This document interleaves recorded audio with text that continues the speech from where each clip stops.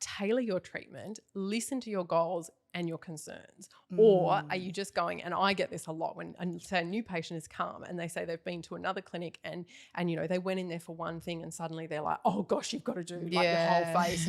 And they get to the counter and they're like, oh, sorry, I've spent how much? And it's this completely like overwhelming experience. Yeah. You know, I think it's really important for patients to feel like they've been listened to, like they've been educated, and that they're also in control of deciding, you know, yes, they might want to need all of these treatments, but they're in control about when they have those. Exactly. Instead of just feeling like sold to. Yes. Yeah. It's definitely not a sales pitch. But it is a holistic thing. When we sit down with someone for a first consultation, we have a treatment plan, that physical plan, because we write our notes, we have digital notes, but something for them to take home. So listen to their concerns and often use like passive listening skills. So what I'm hearing is you're feeling that you look cranky or tired. Yeah, tired. Create a plan, look at the skincare, look at everything, and then give it to them and say, and it can be quite risky from a business perspective because you're giving them basically, this is what we would do. Yeah. And they could go somewhere else with that. And potentially get it for cheaper. But at least I would say 9 or more times out of 10, they're going to trust you because you're not selling them in one go. It's not a sales pitch. It's just, this is how we can make you look like a healthy version of you. Exactly. And we'll start with something today,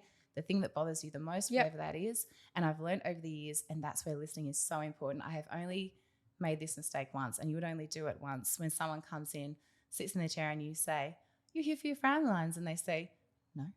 And you go, oh, okay. Yeah. Right. Yeah. So what is it obvious to me aesthetically might not bother them at all. No.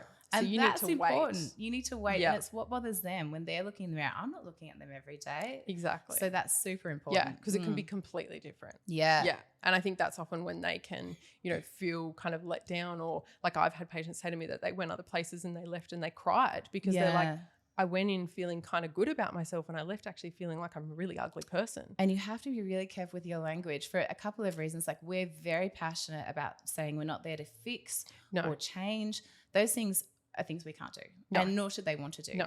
And with the new regulations coming in the 1st of July with APRA, the regulating body, we have to be really careful in screening for patients as to why they're having things done, what their motivations are for having things done. So if someone's coming and sitting in my chair and saying, I've broken up with my boyfriend and I want revenge lips, that is throwing off some massive red flags for me. Like, why do you want this treatment done? Yeah. What is your intrinsic motivation? Because body 100%. Dysmorphia is certainly on the rise, and we have to screen for that.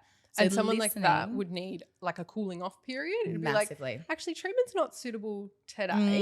You know, they probably just need to chat to you today. Yeah. And just chill out before we proceed with some treatment. Exactly. Yeah. So that's something that's where the listening comes in really handy as well. 100%. You've just got to really sit and just look at the motivations for having things done. Yeah, definitely. And it definitely helps then to be getting those regular long-term patients because they feel safe. They feel listened to.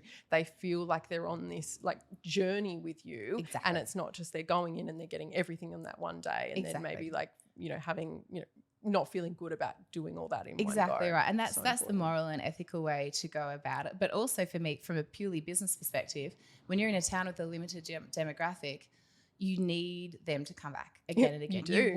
You want them to trust you and to come back, and you don't want to churn and burn through patients. You don't want one-hit wonders. Yeah. No, you can't. You would be out of business. Exactly. Yeah. Yeah.